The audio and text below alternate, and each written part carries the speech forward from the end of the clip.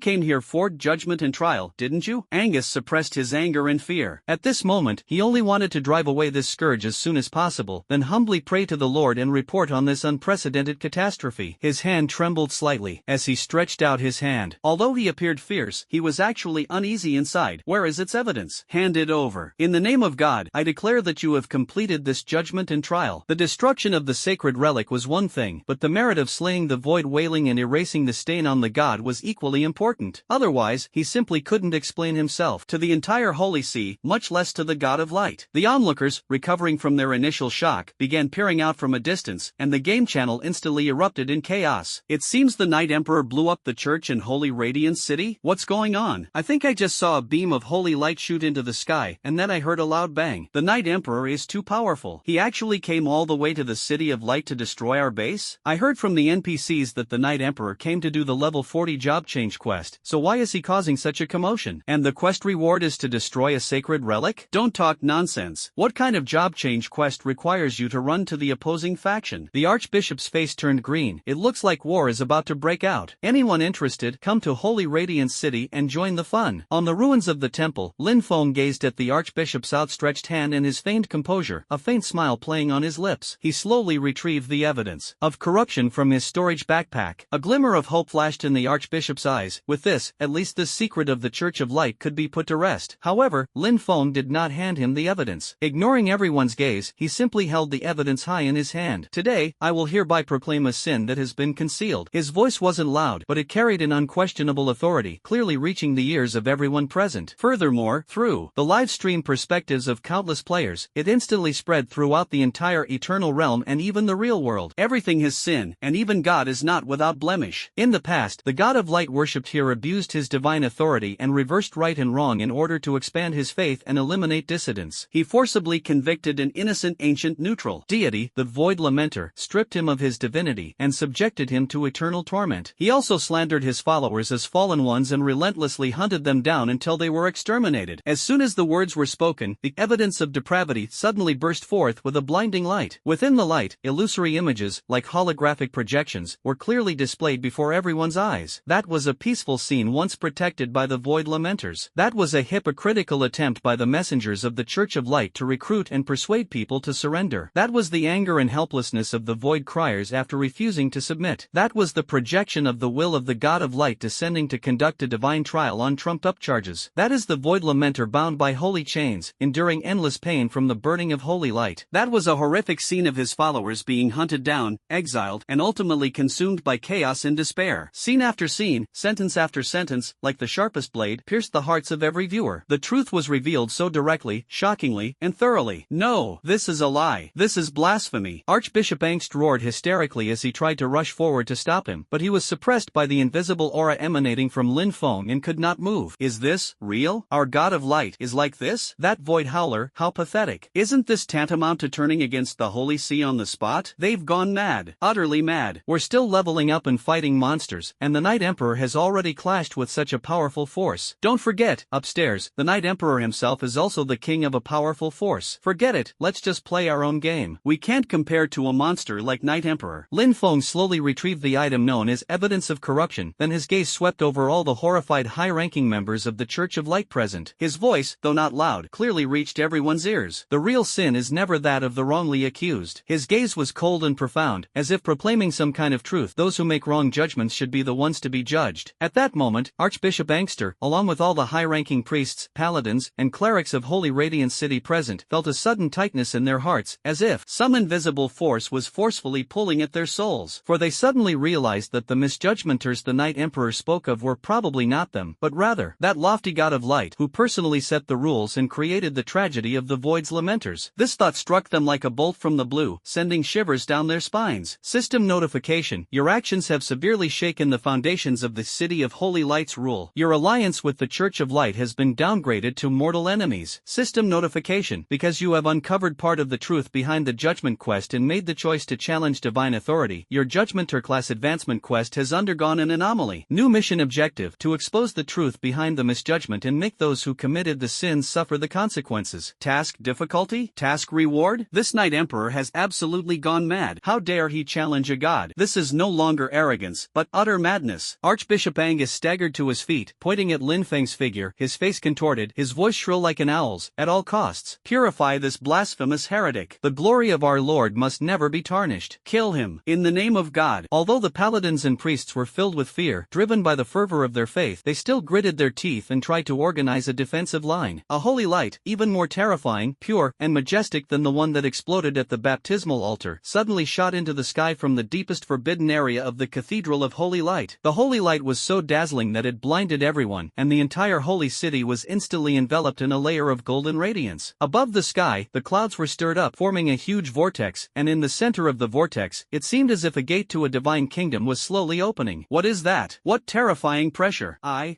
can't breathe. God, has a miracle occurred? Grandma, I saw a god. The players gasped in surprise, and many of the weaker players were even forced to their knees by the overwhelming divine pressure. Upon seeing this, Archbishop Angust's face revealed a fanatical and ferocious smile. Ha ha ha, the power of the Lord. This is the Lord's power answering our prayers. Heretic, you are doomed. The apostle of God will personally judge you. At the end of that soaring holy light, a figure slowly materialized. He possessed a flawless human form, clad in magnificent armor woven from light, with 3 pairs of wings unfurling from his back, burning with white holy flames. His face was blurred, as if shrouded in a sacred halo, but his eyes were like 2 burning suns, full of judgment and majesty. Seraph projection: Oriel the Arbiter. Class: Apostle of God. Mortal form: all those who blaspheme the glory of the Lord God shall be purified. A grand, majestic, and utterly emotionless voice resounded through the heavens like a divine oracle. Seraphim projection: Oriel the Arbiter, one of the 7 seraphim under the God of Light, has been infused with a portion of divine power and has officially descended to earth as an agent of the God's will. A divine apostle, far surpassing any city lord level boss. Even in pure combat power, he is more powerful than the ancient deity Void Lamenter who fell on the Chaos Coast. My God, is that really an angel? Seraph projection: there are actually angels in this game. The Knight Emperor is in deep trouble now. This is an envoy sent down by the gods. Wait a minute, we're still fighting goblins in the starting village, and the Knight Emperor has already started fighting the apostles of God? What happened to the game's balance? Forget about balance. Record this. This is absolutely the most exciting scene since the launch of Eternal God Realm. The players went absolutely crazy. At this moment, the boundary between the game and reality seemed to blur completely. This wasn't a boss from the game, this was clearly a messenger of the gods. Knight Emperor, was this some kind of divine retribution? The holy arbiter Oriel's gaze was fixed on Lin Feng. Without any unnecessary words, he raised his hand. A spear of judgment, entirely formed from holy light, instantly materialized, carrying terrifying power capable of tearing through space, and shot straight towards Lin Feng. Its speed was astonishing, and its power was enough to pierce through mountains. The spear was imbued with the power of divine laws. No one in the mortal realm could dodge it. The spearhead was surrounded by the aura of divine punishment, and any hit would inflict multiple effects such as electric shock, stun, and reduced light. Lin Feng's eyes narrowed, his dark golden titan body shimmering with light as he withstood the attack. The holy light exploded, the shockwave raising the surrounding ruins to the ground. Yet Lin Feng's figure remained unscathed, appearing and disappearing within the holy light. For the first time, a flicker of emotion seemed to appear on the blurred face of the holy arbiter, Uriel. Even though he was merely a mortal, his attack had been withstood by a mere mortal? No one knew that the titan body was immune to all control, and its 10 trillion health points were completely unaffected by this earth-shattering blow. A slight smile played on Lin Feng's lips. The usually cold man finally revealed a strange grin. You can't hurt me. Lin Feng's voice remained calm, as if stating an unquestionable fact. The holy arbiter Uriel did not respond. Instead, his 6 wings suddenly flapped. Countless tiny blades of holy light rained down like a storm, each blade carrying the determination to purify all evil. Simultaneously, an invisible shockwave targeting the soul swept towards Lin Feng like a tidal wave. This was Uriel's signature move, enough to instantly shatter the soul of those with weak wills, turning them into walking corpses. Soul attack? In front of me? Lin Feng sneered. His spiritual attribute, reaching a staggering 1 trillion, erupted with a deafening roar. The formless and intangible spiritual power seemed to materialize into a golden ocean, surging and turbulent around him. The shockwave of the soul judgment struck the spiritual ocean, vanishing instantly like a mudox sinking into the sea. Lin Feng's spiritual power, like a raging dragon, surged outwards, crashing violently into the seraph's projection of will. The holy arbiter Uriel's body trembled violently, emitting a muffled groan. The projection projection constructed of divine power even rippled with instability. His will had been backfired? How could a mortal possess such terrifying spiritual power? The holy light blade struck Lin Feng, but his health remained almost unchanged. Wait, why isn't the Night Emperor's health bar moving at all? Does he even have any damage output? I'm asking you, does this angel even have any damage output? Go back to town, buy a Rabadon's death cap, and come back. This attack is like a tickle. I feel like I could join the fray too. The spectators were dumbfounded, and the chat channel was filled with rapidly scrolling comments. Arbiter Uriel was clearly shocked as well. My turn. Lin Feng's eyes flickered, and the next moment, he raised his revolver. A bullet with 600,000 times the critical damage whistled out, accurately hitting Arbiter Uriel. Minus 100 million. Lin Feng frowned, amidst the shocked gazes of the crowd. He was clearly not satisfied with this extremely exaggerated number. Uriel's health dropped by a tenth, but in an instant, a flash of holy light emanated from him, and the holy light energy in the surrounding space frantically converged upon him, causing his health to recover rapidly at a visible pace. Ha ha ha, Night Emperor, you're useless. Under the protection of the Lord's divine grace, the Apostle of God is immortal. The Archbishop laughed wildly again upon seeing this. As long as he remains standing in this sacred realm, he can continuously absorb the surrounding holy light energy. This is God's mercy. Praise God, praise God, praise God. The followers of the Holy See knelt fervently, constantly praising God. Lin Feng ignored the commotion, calmly gazing at the holy arbiter, Uriel. Deep within his left pupil, a crimson light quietly gathered and swirled, like a blood-red vortex designed to devour people. Eye of Death, activate. Buzz. In an instant, the entire world seemed to be paused. The sound of wind, hymns, and players' gasps. All sounds ceased abruptly. Except for Lin Feng, everything around him fell into absolute stillness. The holy arbiter Uriel, with his hands raised high, his posture of gathering holy light, froze in midair, like an exquisite sculpture. In Lin Feng's eye of death vision, the entire world instantly turned gray and white. Only on the body of the holy arbiter Uriel, 7 deadly points of varying sizes, emitting a faint red glow, appeared, one between his brows, 2 at his heart, 1 on each shoulder, and 1 at the junction of his wings. These were the lethal points of this divine power projection of the holy arbiter Uriel. New. Lin Feng's movements remained composed, but his speed had reached its limit. The muzzle of the Dark Chaser's gun, like the scythe of death, precisely locked onto the first lethal point between the eyebrows. There was no sound, only the slight vibration of the bullet leaving the barrel. The second fatal point was located at the core of the left side of the heart. Bang, bang, bang, bang, bang. 7 almost consecutive soft sounds. 7 bullets, moving faster than the visual senses could perceive, accurately struck the 7 fatal points on the body of the holy arbiter Uriel. After completing all this, Lin Feng slowly lowered the Dark Chaser. The effect of the Eye of Death dissipated, and time resumed its flow. Night Emperor, give up, you. The Archbishop's maniacal laughter was cut short, as if a duck had been choked, because he saw a scene he would never forget. The high and mighty holy arbiter Uriel, with his 6 wings burning with holy flames, suddenly froze. Immediately afterward, from the spot where he was struck between the eyebrows, fine cracks spread rapidly like a spider web. Crack, crack, crack. Cracks covered the entire sacred projection. No, impossible. For the first time, a clear and incredulous expression of horror appeared on the blurred face of the holy arbiter Uriel. He felt his projection, constructed of divine power, collapsing from its very core. Those 7 bullets seemed to contain some incomprehensible power of law, directly dismantling the stable structure of his projection. Boom! A deafening roar resounded. The seraph projection, Uriel the Arbiter, the apostle sent by the God of Light, exploded amidst countless shocked, terrified, and incredulous gazes. He transformed into countless golden specks of light, like a magnificent rain of light, before gradually dissipating into the air. Only a faint, resentful, and furious wail echoed from the distant divine realm. A deathly silence enveloped the entire arena. Everyone was petrified, players gaped, almost forgetting to breathe. Live streams and chat feeds from around the world froze. The members of the Holy See, from Archbishop Angster to every Templar knight and holy priest, were all ashen-faced, their eyes filled with despair and fear. The Apostle of God, just like that, was instantly killed? He didn't even lift a finger? Or was his speed unbelievably fast? They couldn't help but think this, because no one present sensed the pause in time, nor did anyone know that this was a time law far exceeding the level of the Holy See. Thus, in everyone's eyes, the Night Emperor instantly killed the projection of a God's apostle. Is this even human? What did I just see? An instant kill of the Apostle of God? Night Emperor, eternal God. From this day forward, I am a diehard fan of the Night Emperor. Anyone who dares to say a bad word about the Night Emperor, I will fight them to the death. The Light faction is finished. Is Undercity still recruiting? I'm level 40 and can switch to Shadow Priest. A frenzy erupted among the players, and where the Holy Arbiter Uriel had vanished, an item exuding an eerie aura floated silently. It was a broken ring, made of some unknown black metal. Countless agonizing and distorted faces could be vaguely seen on the ring's surface, radiating intense resentment and a faint holy light. Immortal-grade jewelry equipment. The Hypocrite's Soul Ring, red. Type, ring. Attributes, Spirit plus 5000, all resistances plus 30%. Special effect, Vengeful Spirit's Sanctuary, attracts the remnant souls of all unnatural deaths within the range of your spiritual power. Consumes all stored remnant souls, at least 1 million, to block fatal damage and special effects. The equipment then becomes ineffective. Current remnant soul reserves, 53/1 million. Description, a ring modified from fragments of a soul banner from another dimension. It seems to have absorbed countless wronged souls who perished under the holy light. It is both a condensation of the suffering of these wronged souls and proof of the hypocrisy of certain beings. Although this ring can only be used once, it is undoubtedly a powerful life-saving device. Lin Feng's gaze became slightly serious, and he secretly noted down this unusual item, knowing that the secret hidden behind it was anything but simple. If the amount of remnant souls stored could exceed 1 million, the Holy Arbiter Uriel would have a chance to avoid the demise of the Eye of Death. Lin Feng reached out and the Hypocrite's ring landed steadily in his palm. He then used his destiny talent to change the ring's effect to never expire. He sensed the intense resentment emanating from the ring, mingled with a faint, shimmering holy light, and a profound meaning flashed in his eyes. So this was equipment left behind by an apostle of the God of Light, a mixture of evil and hypocrisy. It seemed that the high and mighty God of Light and his angels were far from the pure and flawless figure claimed by the Church of Light. The instant this malevolent and eerie ring was revealed, all members of the Church of Light fell utterly speechless. Their faith suffered an unprecedented and devastating blow. The sound of the seraphim projection shattering signaled the complete collapse of the Church of Light's last vestige of dignity. Lin Feng's actions are no longer a simple blasphemy, but a naked challenge and ruthless trampling of the gods. The apostles of the gods have now all fallen at his hands, and there is no turning back. The sky above the city of holy light seemed stained a chilling crimson by the dissipating holy light. Archbishop Angus's face was deathly pale, knowing the situation had deteriorated to its limit. Conventional methods, even the mortal incarnation of a god's apostle, were powerless to subdue this terrifying Night Emperor. For a moment, a brief and eerie silence fell over the ruins of the temple. Get down here.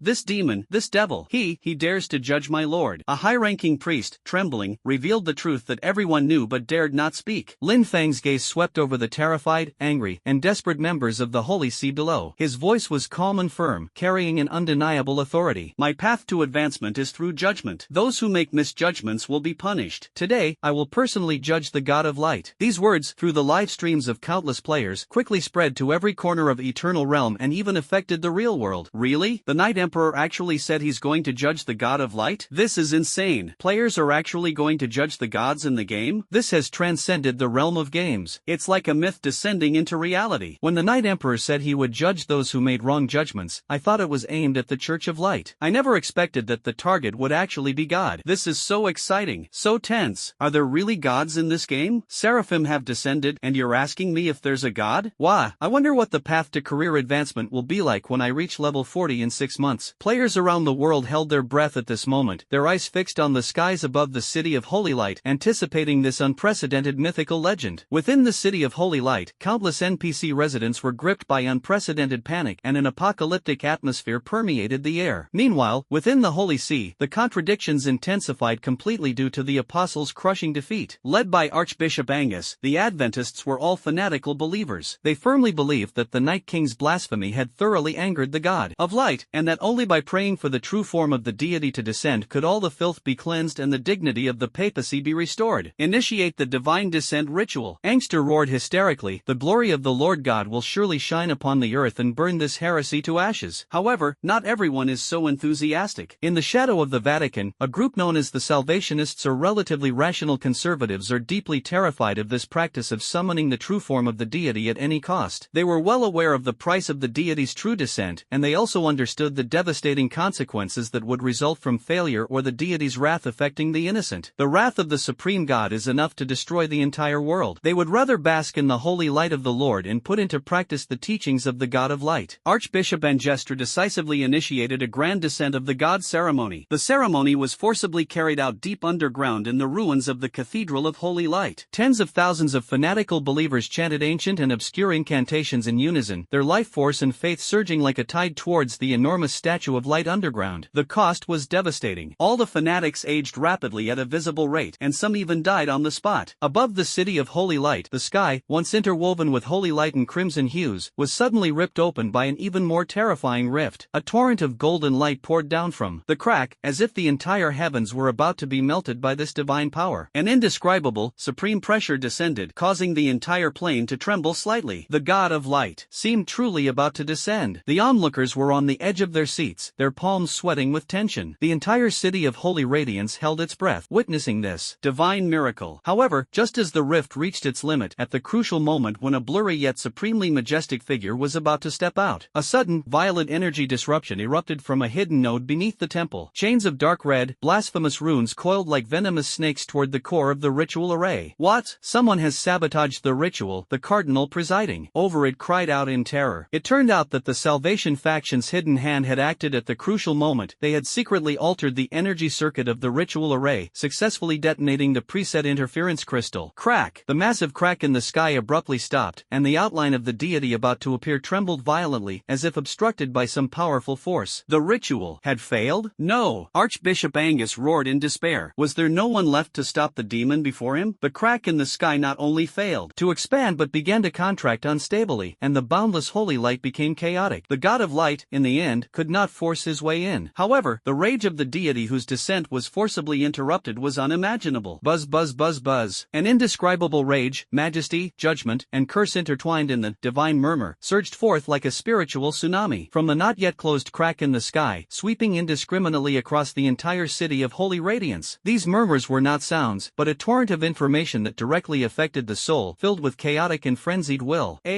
My head. It hurts so much. Where am I? Who am I? Help! I'm going crazy. I'm going crazy. God, stop chanting. I'm a priest. I'm one of you. Under the impact of this divine ravings, countless ordinary players and NPCs instantly clutched their heads and screamed in agony. Their minds went mad, blood flowed from their 7 orifices, and some even suffered soul collapse, their resurrection points flashing white light. The entire holy city of radiance instantly transformed into a living hell. Only Lin Feng stood proudly atop the ruins of the Holy Light Church, letting the raging divine murmurs brush against his body like a gentle breeze. His spiritual power, reaching a staggering 10 trillion, formed an invisible barrier, isolating him from all negative influences. Even more astonishingly, he could clearly perceive the furious, arrogant, and chaotic divine consciousness fluctuations of the God of Light in a higher dimension behind these murmurs. Blasphemy, judgment, conviction, judgment. Lin Feng clearly heard the core content of the ramblings. He smiled contemptuously. This is the so-called God of eternal God realm? Just a clown spouting feeble ramblings, hidden in the shadows whispering, you dare call yourself a god? His voice wasn't loud, but it carried an all-pervading majesty, as if directly proclaiming to that higher dimensional being. His nearly materialized spiritual power, reaching trillions, like an awakened ancient dragon, used himself as a coordinate, forcibly going against the current along the spiritual link between the divine ramblings and the divine being's true form, interfering with the existence of a higher dimension. You dare to judge me? Lin Feng's eyes flashed with a terrifying light, and he let out a wild, arrogant laugh. Then, his gaze fell upon the members of the Church of Light, their faces ashen from the failed ritual and tormented by the divine ravings, especially Archbishop Angus. His voice was like that of a demon from the abyss. You want him to descend? I will grant your wish. Boom! Lin Feng's immense spiritual power, surpassing the limits of mortal comprehension, solidified into a tangible form, like billions of invisible chains, firmly locking onto the still lingering divine consciousness and scattered divinity projected from a higher dimension. Get down, here. It possesses an absolute power that cannot be resisted. Above the sky, the enormous crack that had begun to slowly heal abruptly stopped contracting with a furious roar. Then, an even more brutal, savage, and irrational force ripped the closing crack open once more. Moreover, this tear covered a far greater area than ever before. The golden cracks were no longer simple lines, but spread wildly in all directions like a spider web, eventually occupying nearly 2/3 of the sky. The edges of the cracks were riddled with jagged fragments of space, flickering with chilling arcs of eerie blue electricity. It was as if an invisible and unstoppable giant hand, ignoring dimensional barriers, reached towards the high realm of the gods, precisely seizing a deity, preparing to forcibly drag them down to the mortal realm. Players worldwide stared in stunned silence at the scene. Then, the sky shattered completely. This wasn't a metaphor, but a true rupture. A divine figure, even more majestic and immense than the previous seraph projection, yet clearly incomplete and unstable, was forcibly pulled piece by piece from the broken cracks by an invisible yet powerful force. The divine figure emanated a pressure that made the entire world tremble, but its form appeared somewhat illusory and distorted, as if forcibly pieced together, its disheveled state filled with anger and resentment. The God of Light, a portion of his consciousness and divine projection, projection had been forcibly dragged from a higher dimension into the mortal realm by Lin Feng. Oh my god, he actually pulled God down? Is this real? Am I dreaming? Night Emperor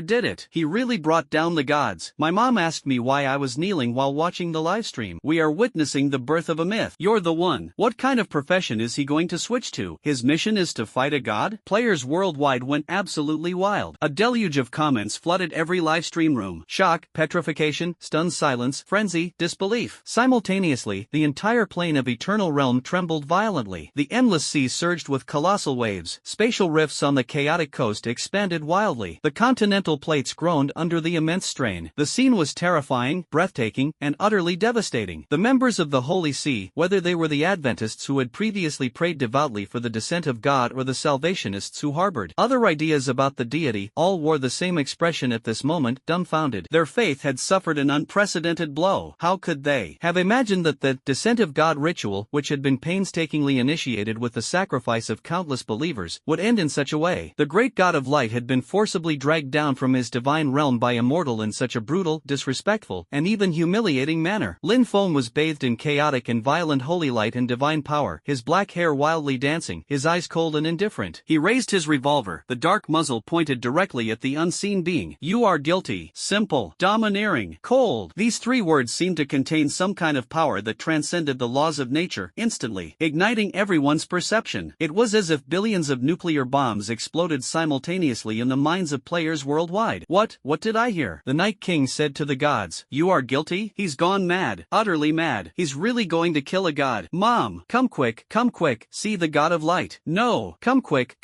see the Night King judging the God of Light. Stylish. Now that's what you call stylish. I've never seen anything so pretentious. No, such an awesome scene in my life. On the ruins of the city of Holy Light, Archbishop Angus's eyes widened, and he collapsed to the ground with a thud, as if all his strength had been drained away. He muttered to himself, sin, guilt, no, impossible. Without exception, the other members of the Holy See were filled with extreme fear, confusion, and despair at the collapse of their faith. Just as Lin Feng declared the gods guilty, a series of cold system notifications rang in his mind. System notification, your career advancement quest judgment has been completed. System notification, your profession fate seeker has successfully advanced to God Judge. Not a judge, not a arbiter, but a divine judge. An unprecedentedly powerful force erupted from the depths of Lin Feng's soul, resonating with the trillions of spiritual energy within him. He felt his understanding of the world and its laws instantly rise to a whole new level. Final judgment, passive when you attack or are attacked. The enemy target will simultaneously receive all the damage and healing you receive. Divine power stripping creates a divine power forbidden zone that lasts for 30 seconds, significantly weakening the attributes and skill effects of all enemy units within the area and continuously stripping them of their divine power. Fixed cooldown time, 5 minutes. Power of judgment, every 3 times you deal damage to the target, you will put them into the silence and disarm states for 3 seconds. High Noon consumes 90% of your current health and mana to lock onto a target you deem guilty and unleash an unavoidable final judgment that ignores defense and distance. Guaranteed to inflict multiple instant death. Effects including concept erasure, law collapse, and divine annihilation. Also has the power to execute gods and their clones. Has an extremely long fixed cooldown, 15 days, and requires special conditions to reset. Hidden skill, God tier. At this moment, Lin Feng's aura surged once again. He not only became stronger in terms of attributes, but also completed a terrifying leap in his life level. He is the judge of gods, and a judge of gods favored by fate. Final judgment, when you attack or are attacked, the hostile target will simultaneously suffer the damage and debuffs you receive. Divine power stripping creates a divine power forbidden zone that lasts for 30 seconds, greatly weakening the attributes and skill effects of all enemy units within the area and continuously absorbing their divine power. Power of judgment, every 3 attacks you inflict on a target will render them silenced and disarmed. High Noon also has the authority to execute gods and their clones. Fixed cooldown is extremely long, 15 days, and can be reset without any special conditions. The power of fate erupted in the blink of an eye. In the sky, the projection of the God of Light roared in fury, and endless holy light transformed into billions of spears of judgment, pouring down on Lin Feng like a torrential rain. Each strike was enough to destroy the mountain range. Lin Feng still held up the revolver, his eyes as cold as ice. Centered on him, an invisible forbidden zone of divine authority filled with absolute suppression and deprivation of will instantly spread out, covering an area of 1,000 meters in radius. As soon as those raging spears of judgment entered the forbidden zone, their light quickly dimmed, and their divine power was forcibly stripped away and absorbed, turning into specks of golden light that merged into Lin Feng's body. The power of of the spears of judgment was greatly reduced, and they eventually dissipated like powerless raindrops. The divine projection visibly froze, sensing that its power was being suppressed and stolen by the forbidden zone. Anger and rage were revealed in the will of the deity, in the name of the judge of gods. Lin Feng's voice was deep and authoritative, like the final pronouncement of fate. It's noon. Lin Feng's life points and mana were drained in an instant. His face turned as pale as paper, but his hand holding the gun remained as steady as a mountain, and the light in his eyes became even more intense. The Dark Chaser's gun unleashed a destructive beam of light that defied description, seemingly capable of devouring the entire world. The beam of light ignored space, time, and even the remaining holy light defenses around the divine projection that were trying to resist. It identifies the crime and executes the punishment. The judgment's bullet pierced precisely between the eyebrows of the projection of the god of light. Click, click, click, click. Starting from the center of the deity's projection's brow, jet black cracks spread wildly like the most terrifying curse. The crack exuded a terrifying aura of a concept erasure, law collapse, and divine annihilation. A terrifying roar that resounded throughout the plane and even penetrated other dimensions exploded. The incomplete and extremely unstable projection of the god of light's plane, forcibly dragged down to the mortal realm, shattered under the watchful eyes of billions of living beings. Two broken divine cores, radiating faint divinity and riddled with cracks, fell to the ground. At the same time, a curse filled with endless resentment and anger erupted from the shattered divinity, directly targeting Lin Feng. Blasphemer! I curse you in the name of God. I curse everything about you. May you be reduced to ashes under divine punishment. Divine retribution has arrived. The divine curse surged towards Lin Feng like a monstrous wave, but his immense spiritual power firmly blocked it outside the divine authority forbidden zone. His strength, enough to rival that of a god, repelled this divine punishment. The curse, imbued with divine punishment, roared and howled in resentment, ultimately piercing through space and vanishing instantly on the other side of the continent. The dimensional projection of the god of light was utterly annihilated under the final judgment of high noon. Lin Feng sheathed his revolver. At that moment, 3 fragments of divine essence floated in his palm, radiating a faint divine glow, yet riddled with cracks. One came from the void lamenter of the Chaos Coast, while the other 2 were dropped after the projection of the god of light's plane fell. Each fragment of divine essence contained pure divine power. Though broken, they were priceless treasures for mortals, keys to higher levels of life. Lin Feng's gaze remained calmly fixed on the 3 fragments of divine essence. No one could fathom his thoughts. But at this very moment, the entire eternal god realm and the real world were in an uproar over his earth-shattering act of godslaying. Countless players, both inside and outside the game, went into a frenzy almost simultaneously. Knight Emperor, Knight Emperor, Knight Emperor, he killed a god. He really killed a god. I've never seen a player kill a god with my own eyes in my entire life. From this day forward, the Knight Emperor is my one and only god. Anyone who dares to oppose me, I will be the first to object. I was there. Who can understand my feelings? Witnessing the judgment of the gods, the sentencing of the gods, and finally the execution of the gods. Hey guys upstairs, are the gods in this game reliable? At least 100 people were scared to death by the god of light at the same time. The smell was absolutely awful. I can vouch for it. Does anyone still think Eternal God Realm is just an ordinary game? Please, superpowers and monsters from the game have appeared in real life. By that logic, aren't the gods in the game real gods? I hereby declare that the world has officially entered the mythical age. Initiated by the Knight Emperor. The world chat was flooded with messages like a torrent of rain, everyone releasing their overwhelming shock and excitement. Videos and screenshots recorded by players at the scene spread like wildfire, and forums and social media were instantly dominated by keywords like Knight Emperor, judgment, and verdict. Everyone understood that from this day forward, the history of Eternal Realm, and indeed the history of the entire gaming industry, would be completely rewritten. Within the city of Holy Light, the remaining members of the Church of Light lay like soulless puppets. Archbishop Angus, after coughing up blood and falling into a coma, slowly awoke. Staring at the empty sky and the shattered divine spark floating in Lin Feng's hand, his eyes glazed over, drool dripping from his mouth. He began to mutter incoherently, "My lord has fallen. My lord has been killed. Ha ha ha, it's all a lie. Faith, light, it's all a deception." Other priests and paladins either wept bitterly, their faith completely shattered, some were vacant, muttering to themselves, lost in endless confusion, and some, unable to accept the fact that the gods had been judged by mortals, suffered a mental breakdown and committed suicide on the spot. The once glorious and prosperous Church of Light, with believers all over the continent, had its monument of faith crumble at this moment, becoming a mere shell of its former self. Lin Feng merely glanced at them coldly. These pathetic creatures who had lost their faith were no longer worth his time. Their fate had been sealed the moment they chose to follow the gods toward decay and misjudgment. With the fall of the projection of the God of Light, the entire Eternal God Realm underwent drastic changes. Above the sky, the huge blood-red rift torn open by the arrival of the divine projection not only failed to heal but instead resembled resembled a wound from the gods weeping, lingering for a long time, radiating a heart-palpitating sorrow and ominousness. The endless seas surged with towering waves, like the furious roar of an ancient sea god, submerging countless coastal islands and ports, and causing countless creatures to scream and wail in agony. Deep within the continent, ancient volcanoes, dormant for millennia, seemed to be summoned, collectively awakening and erupting violently. Scorching lava, like blood-red dragons, tore through the earth, staining half the sky crimson, and volcanic ash blotted out the sun, plunging many regions into an eternal twilight. Spatial distortions appeared across the land, turning previously stable spatial nodes into highly unstable ones. Terrifying void creatures were being flung out at times, while innocent beings were being swept into unknown dimensional abysses. Powerful beings hidden in the continent's secret realms, abysses, and ancient ruins, whether slumbering ancient dragons or sealed demons, were awakened. Sensing the upheavals in the laws brought about by the fall of the gods, they let out roars, a mixture of excitement, unease, and greed. Gods were stained with blood, and plains wailed. The laws of the entire world were violently shaken by this unprecedented act of divine judgment, seemingly foreshadowing a new era of chaos and opportunity. After witnessing this breathtaking verdict, the leaders of all major powers fell into a long and suffocating silence. Inside a heavily guarded underground conference room filled with smoke, several leaders of powerful nations who normally control the lives of billions and whose mere stomp of their foot can shake the international financial markets, now wore solemn expressions, their eyes filled with shock and barely concealed fear. Only two words echoed in the air. A hoarse voice broke the silence of a white-haired, high-ranking leader, his tone trembling without his own awareness. Gods can actually be killed. As a player who entered the game at the same time, why is his growth so astonishing? Another leader, known for his iron fist, was also struggling to maintain his composure. The fusion between the game and reality is deepening at a rate we can't predict. Today he can kill the projection of a god in the game, so tomorrow, what if he? No one dared to utter the second half of the sentence, but the hidden possibility, like a cold, venomous snake, coiled around everyone's heart, chilling them to the bone. Of all the forces, none reacted most violently or with the deepest fear than the high-ranking officials of Japan. In their secret meeting room, the atmosphere was no longer tense, but rather a deathly silence bordering on despair. Every face, usually so aloof, was now filled with terror and panic. Baka Yoru, how could this be? An elderly man dressed in traditional clothing slammed his fist on the table in a fit of rage, his voice trembling and shrill with extreme fear. He's not human. He's a demon. He's a demon crawling out of hell. He's a calamity on the road to the revival of our great Sakura Empire. No, a calamity capable of destroying us. Another high-ranking government official, his face ashen, trembled uncontrollably. Those petty tricks we took against him before now seem like childish and laughable acts of suicide. The intelligence chief was almost in tears. We must reflect. We must reflect immediately, thoroughly, and deeply. Our understanding of eternal God realm and of this Night Emperor is completely wrong, fatally wrong. The Prime Minister's voice was hoarse, filled with endless regret and fear. The question now is, will he retaliate against us for our previous foolish actions? This terrifying thought hung like the sword of Damocles over the heads of every high-ranking official in Japan. They could almost see that godlike, demonic man descending upon their land with boundless rage. The very thought filled them with a suffocating despair. Just as the world was shaken and Lin Feng was preparing to leave this ruin of the divine war and teleport back to Undercity, a chilling premonition surged through him like an electric current. He abruptly looked at his attribute panel, at the city status bar linked to Undercity. There, a gigantic, golden, menacing buff icon emanated a terrifying aura of destruction and dread, like a mark of heaven, fiercely etched upon the name Undercity. Divine punishment and heavenly retribution. Description: Undercity is cursed by the gods. This effect cannot be dispelled or removed. Divine punishment ignores all defenses and can take effect across any space and plane. Countdown: 59 seconds. This most frenzied and venomous counterattack from the dying avatar of the God of Light was so resolute. Lin Feng's eyes turned cold. A loser's curse? How laughable. What meaning does it have other than demonstrating incompetence? Almost simultaneously, in the city of Undercity, on the other side of the continent, above the Netherworld Dome, a divine oracle descended. Like an abyss, the cursed pact was etched into every brick and stone of Undercity. Inviolable, irreversible, and indestructible. Countless dark purple divine lightning bolts erupted from the void, tearing apart the barriers of space and time, ignoring all defenses, shattering the shackles of dimensions, and hanging the judgment of fate above the heavens. All living beings, whether high-level beings like abyssal demons and ghostly bone dragons, or ordinary players and NPCs, instantly felt that terrifying pressure emanating from the depths of their souls, enough to make all things tremble and kneel in submission. No way. I just helped a beautiful woman yesterday, paying for her mother's medical treatment and helping her younger brother go to school. How could someone as good as me be struck by lightning? Where is the Night Emperor? Please save us. What is this? Is the end of the world coming? This must be the curse of the God of Light. What a load of bull. The God of Light is such a sore loser. loser. We're doomed now. Someone help me. The pressure is too strong. I can't move, and I can't escape. Brother, bear with it. At worst, you'll die. It's no big deal. It's just a few silver coins. The city of Undercity was plunged into a state of immense panic and despair. Countless people collapsed to the ground, trembling, feeling the final, irresistible will of destruction emanating from the gods. Lin Feng appeared in the Undercity square, just as divine punishment was about to descend. The Night Emperor is back. The boss didn't abandon us. Can the Night Emperor withstand divine punishment and divine retribution? Didn't you see that buff? It's undispellable and unremovable. How can he possibly hold off such a massive Undercity all by himself? It's alright. I'd be willing to die alongside the Night Emperor. Lin Feng looked up at the sky filled with divine lightning, a resolute and ruthless glint in his eyes. They wanted to destroy his dark city? Fate wouldn't allow it. His spiritual power, reaching a staggering 10 trillion units, as solid as a god's, manipulated the pendulum and threads of fate, once again effortlessly altering the will of the gods. Above Undercity, the terrifying thunderclouds and destructive aura, the overwhelming pressure capable of annihilating everything, receded like a tide, vanishing without a trace in an instant. The sky returned to its usual gloomy and calm state. Players? NPCs? Soon, everyone will understand what happened. Without any warning, the sky over this once peaceful city suddenly turned as black as the deepest midnight. Then, an oppressive force, more terrifying than any apocalyptic scene in a disaster movie, descended from the sky, filling everyone with despair. Thick bolts of lightning, as powerful as ancient dragons, ripped through the sky like divine swords of punishment. Above, a colossal, golden phantom of divine punishment's eye appeared, burning with endless flames of destruction. Its eyes were filled with boundless rage against the blasphemers, a will to judge, and a destructive desire to reduce everything to ashes. A deafening roar. The terrifying thunderclap, like a million bombs exploding simultaneously, shook the entire island city violently, making it feel like a small boat in a storm. The glass of countless skyscrapers shattered instantly with the first clap of thunder, scattering sparks like rain, and the hard asphalt roads cracked as if plowed by a giant beast. Those citizens who had used up their game time for the day and were unable to enter the game let out heart-wrenching screams and ran around like headless flies, only to find that no matter where they ran, they could not escape the terrifying pressure of the apocalypse. Baka! What is that? Is it really the end of the world? The eyes of heaven. They're going to destroy us. Help! Someone save us. God, what have we done wrong? This is not a strange phenomenon. This is divine retribution. It is true divine punishment. Global meteorological satellites, earthquake monitoring centers, and energy fluctuation monitoring stations were paralyzed almost simultaneously due to receiving incomprehensible, extremely high-intensity energy readings. Alarms blared at the highest command centers of every country. Countless eyes, filled with fear, were cast over the island city of Kojima, Japan, through the remaining operational monitoring equipment and footage captured by war correspondents who risked their lives to film the events. They witnessed a scene they would never forget. The divine retribution is slowly taking shape in the real world, above this city that has suffered devastating blows. The boundary between reality and illusion shattered completely at this moment, announcing the arrival of destruction to the world in the most tragic and shocking way. Divine punishment. The city of Guangdao is cursed by the gods. This effect cannot be dispelled and can never be lifted. Divine punishment ignores all defenses and can take effect directly across any space and plane. Countdown, 0 seconds. The golden eye of divine punishment, burning with flames of destruction, suddenly burst forth with an endless pillar of destructive light after reaching its zenith. There was no earth-shattering explosion, only a suffocating feeling, as if the whole world had been muted and absolute destruction had arrived. Wherever the beam of light passed, skyscrapers were crushed into dust like sandcastles being crushed by an invisible giant hand. The sturdy roads and bridges vanished in an instant. The entire city's outline was completely erased from the map in just a few seconds. All that remains is a colossal, bottomless, glass-like crater with smooth, mirror-like edges. In the center of the pit, wisps of black smoke, seemingly rising from the depths of hell, could be faintly seen. Unless they are players in Eternal God Realm whose real bodies are protected by the game's laws, the fate of other citizens in the face of such divine might is self-evident. In an instant, they and the city vanished into nothingness. Everyone who witnessed the scene via satellite and other means was instantly frozen in shock. Is this divine punishment? A city of 1 million people just vanish like that? The impact of Eternal God Realm on reality has already become so enormous? High-level officials from various countries held an emergency meeting, the atmosphere heavy as if the end of the world had arrived. The destruction of Wild Island City gave everyone a clear answer, but no one dared to speak it out easily. Despite immense pressure, the Japanese government issued a statement claiming the incident was an unprecedented, super-geological disaster of unknown cause, suspected to be a chain reaction explosion of a giant underground natural gas vein, and firmly denied any involvement of supernatural forces. They didn't even dare to mention Eternal Realm, the God of Light, or the City of Darkness. Deep in their hearts, they were filled with unbearable fear of the Night Emperor who could bring divine punishment upon their own land. I'd rather believe it's a natural disaster than provoke that terrifying being that's like a god. The people of the land of cherry blossoms were plunged into deep sorrow and mourning. Meanwhile, a complex and subtle atmosphere permeated the online forums of China. A moment of silence, may the departed rest in peace. Although I feel a little, well, complicated. Humanitarianism is still necessary, after all, they are all lives. Doge. Guangdao Island, that place is full of familiar faces, they haven't gotten used to it yet, laughs. Hey upstairs, be careful what you say, or you might get attacked by international friends. What's there to be afraid of? I'm just telling the truth. What goes around comes around, no one escapes the judgment of heaven. I just want to know, does this have anything to do with the Night Emperor? This divine punishment seems a bit familiar. Ahem, stop pretending upstairs. Some things, those who understand will understand, and those who don't won't understand even if you explain them, understand? To die now or to launch a grand plan, we will both die, since death is inevitable anyway, is it not better to die for our country? Manual Doge emoji. A few days later, when the grieving people of the Cherry Blossom Kingdom spontaneously gathered at the edge of the original site of the city of Kumajima, beside the newly formed huge glazed pit, they erected a simple monument and held a memorial ceremony. A figure suddenly appeared at the back of the crowd. He was wearing a black trench coat, his face was calm, and his eyes were deep. His appearance instantly attracted everyone's attention. It looks so familiar. I feel like I've seen it somewhere before. Night Emperor? A gasp shattered the silence. The crowd erupted in uproar. Fear, horror, anger, and doubt intertwined, and complex emotions permeated the air. What does he want to do? This disaster, which nearly destroyed the city of Guangdao, is most likely closely related to him. How dare he show his face here? What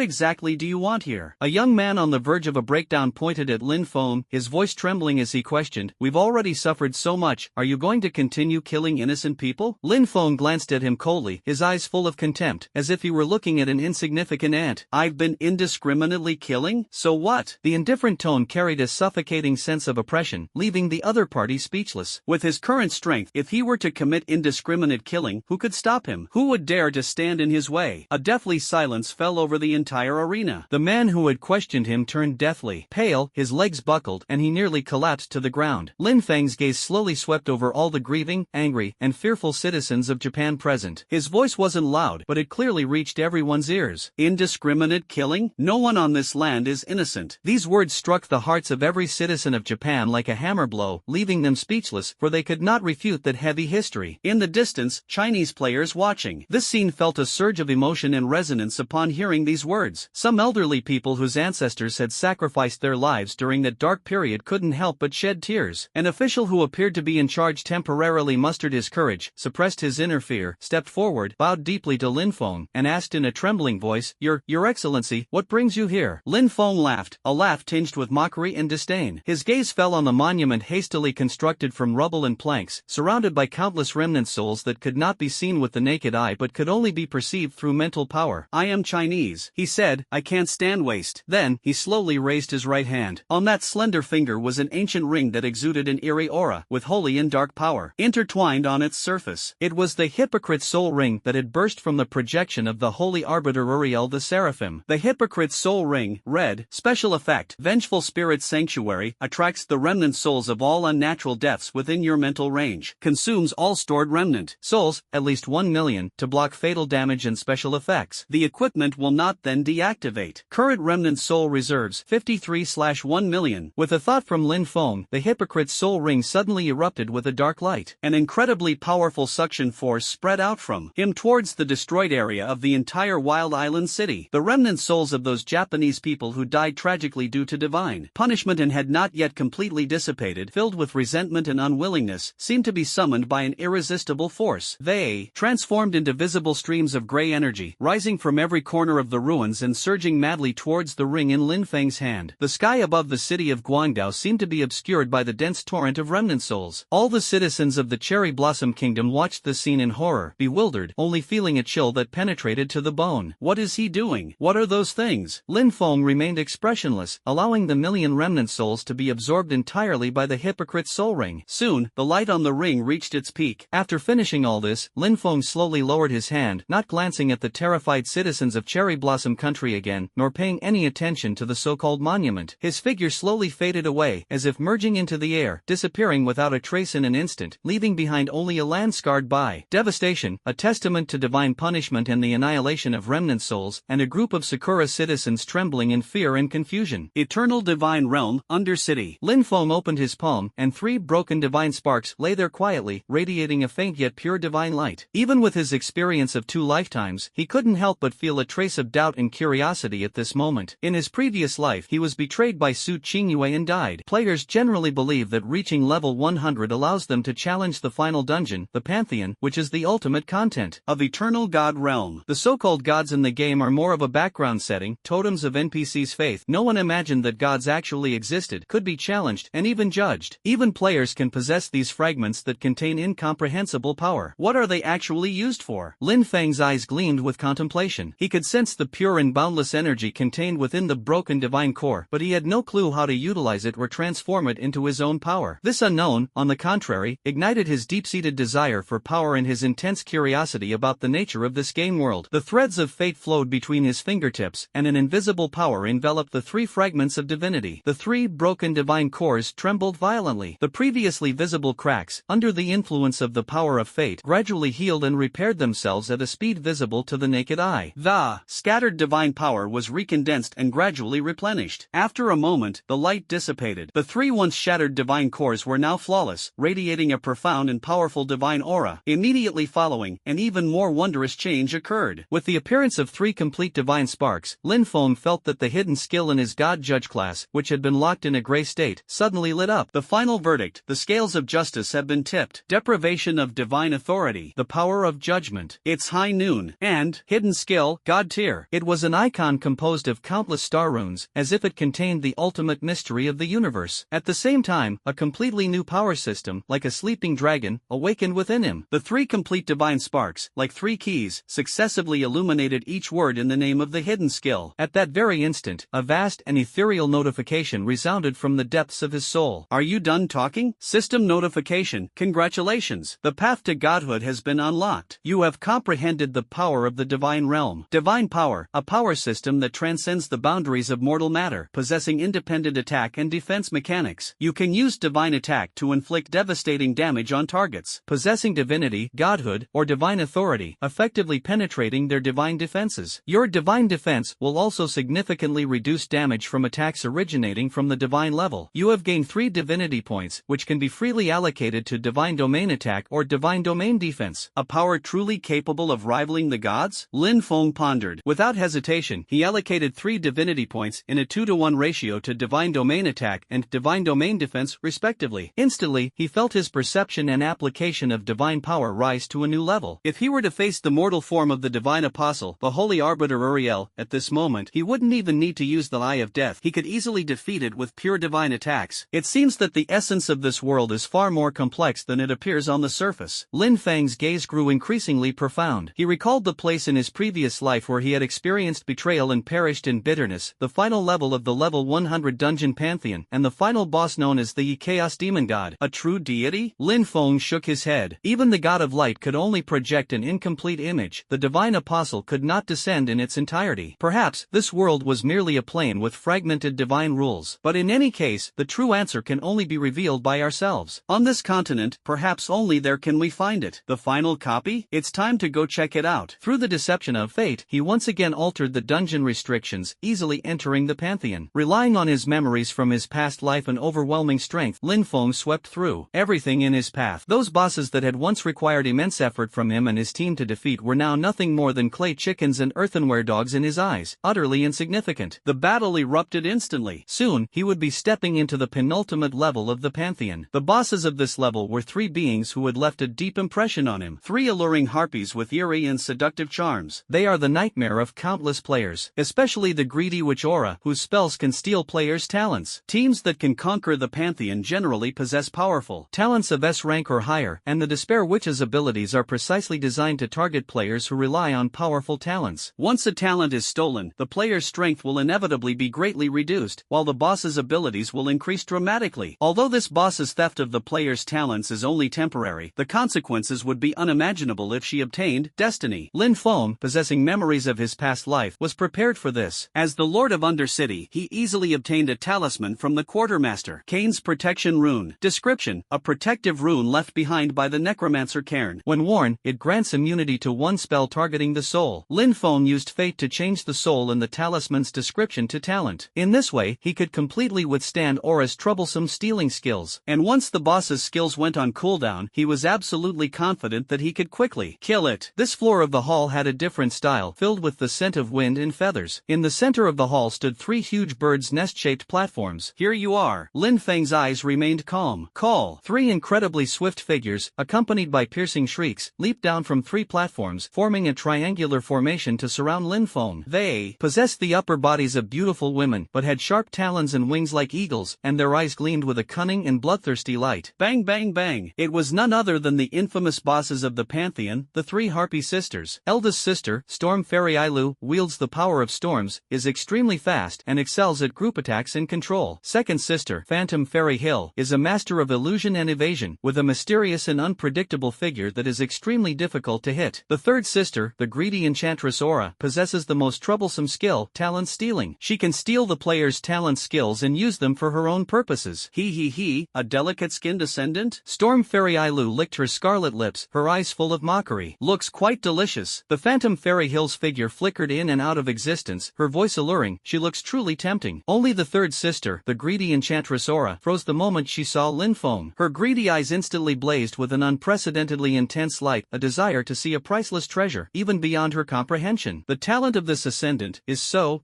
tempting. No, what is it? Aura's voice trembled as she sensed a terrifying presence hidden deep within the other's soul, a presence that she instinctively wanted to seize, yet which also made her soul tremble. Get started, don't waste time. Lin Feng spoke calmly. Storm Fairy Ailu's once beautiful face instantly twisted into a ferocious expression. With a furious roar, she flapped her wings, and a gale arose, unleashing countless cyan wind blades that swept in like a torrential downpour. The Phantom Fairy Hill instantly transformed into dozens of phantoms, rapidly approaching from all directions, attempting to find a weakness in Lin Feng. Lin Feng neither dodged nor evaded, letting the wind blades graze his body without leaving a single mark. Meanwhile, the domineering passive effect of Final Judgment Balance caused Ailu to suffer the same amount of counter damage. Ailu and Hill were both shocked. Their attacks had no effect whatsoever, and the opponent's health bar barely budged. In the instant they were stunned, Lin Feng had already made his move. The bullet wasn't aimed at the agile Ailu or Hill, but rather at the relatively sluggish, seemingly still immersed in shock, greedy enchantress Aura. However, just as the bullet was about to hit, a feather-like shield suddenly lit up on Aura's body, almost blocking the fatal blow. This was the Harpy's life-saving technique, Feather Substitute, which could neutralize a fatal attack. Third sister, what are you daydreaming about? Ailu shouted angrily, urgently reminding him. Aura snapped out of her daze, suppressing her greed and fear. A glint of fanaticism flashed in her eyes as she screamed, his talent, it's mine. An invisible black chain, filled with greed and predatory intent, shot out from between Aura's eyebrows and rushed straight towards Lin Feng's soul like lightning. Just as the black chains were about to touch the depths of Lin Feng's soul, that mysterious realm shrouded in the power of destiny, Aura glimpsed the indescribable existence, but did not engage in fierce resistance as she had anticipated. The protective runes that Lin Feng had worn earlier were not even triggered. The black chains, filled with greed and predatory intent, did not even stir a ripple when they touched the edge of that unfathomable, seemingly eternal realm. Like an ant trying to shake the stars, the insignificant attempt to steal seems negligible in the face of the great power of fate. It wasn't so much a proactive counterattack from fate, but rather an instinctive rejection from a superior being against a base or offensive act. It was the black chains emitted by Aura that could not withstand the supreme aura emanating from that indescribable being, ultimately leading to their self-collapse. Laugh. The black chains seemed to be swallowed by the law of annihilation, rapidly disintegrating and dissipating from the top without leaving a trace. Immediately afterwards, a reaction force, not intentionally targeted but naturally generated due to the vast difference in the level of the laws, like the repulsion of a sudden foreign object by the vacuum of the universe, followed the path of the dissipated chain and casually rebounded back into Aura's soul origin. Put. The Banshee Aura let out a scream even more shrill and desperate than before. She felt as if her soul had been grazed by the edge of an invisible, rapidly spinning star. It wasn't a conscious attack, but merely the aftershock left by its passing, yet it was enough to completely shatter her proud power of theft, severely damaging the very essence of her soul. What gushed from her 7 orifices was no longer black blood, but a stream of energy carrying fragments of her soul and emitting a burnt smell. Her body flew out like a rag doll struck by a giant hammer, crashing heavily into the distant stone wall and embedding itself within it. Her greedy eyes were now filled with utter terror and bewilderment, utterly terrified by the incomprehensible and irresistible power. No, impossible. That's not a mortal's talent. It's a power that only gods can attain, but